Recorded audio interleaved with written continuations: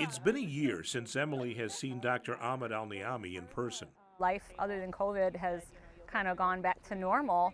And when I walk in the hospital walls here and see where I was a year ago, it hits you that that really did happen.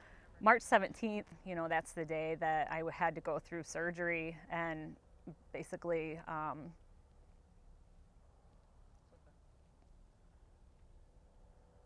you didn't know like what was going to happen after surgery.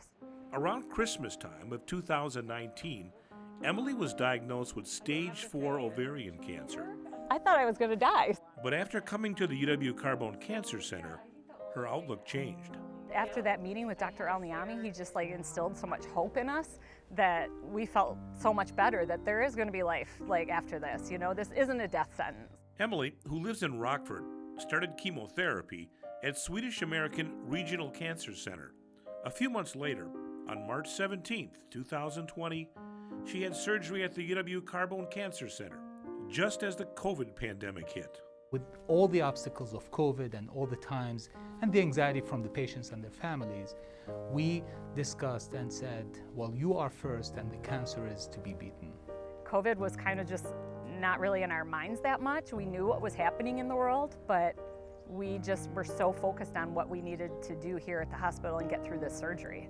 The surgery is complicated, of course. It was close to 8 hours. And we had to remove all the visible cancers. That includes multiple organs and multiple structures that needs to be removed. And she did beautifully. After that, she did very well with the recovery. She recovered without any complication. And then we continued with chemotherapy. Emily went back to Swedish American Regional Cancer Center for 3 more chemotherapy treatments. 3 months later, there was no evidence of cancer disease. I was trying to think what I would say to you, and the only thing I could say was thank you. You saved my life, so thank you.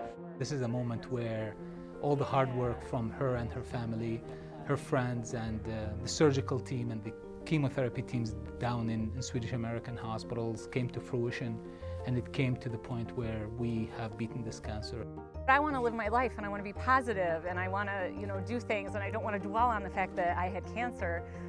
But at the same time, I want to be realistic and prepared for if it does come back, that I'm not blown away the way I was the first time. So there's a balance that I think a lot of cancer survivors have in the worry that it's always going to come back and the feeling of wanting to move forward.